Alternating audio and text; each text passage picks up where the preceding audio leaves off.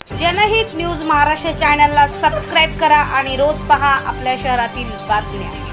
वीर वडार एकता फाउंडेशनचा महाराष्ट्र दौरा उत्साहात।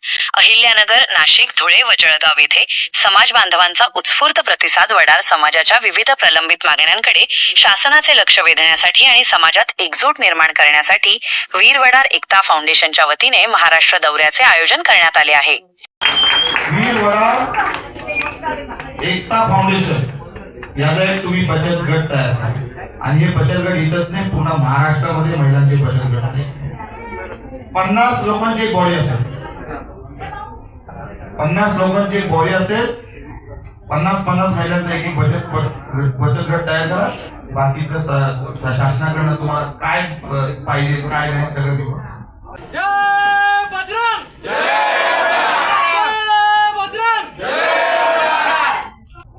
वीर वडार एकता फाउंडेशनची एक संकल्पना आहे,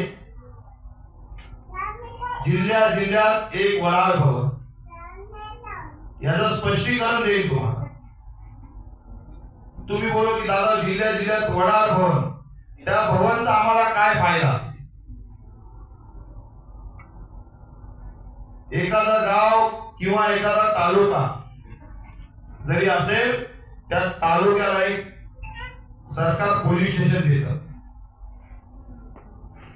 कारण त्या तालुक्यातील लोकांसाठी जनसंपर्क म्हणजे काही अडचण आली, उद्या काही गुन्हा झाला, त्यांना काही त्रास झाला तर त्या पोलीस स्टेशन मध्ये जातात, आपल्या आई अडचणी सांगतात, आपल्याला कोण त्रास देते ते जाऊन सांगतात।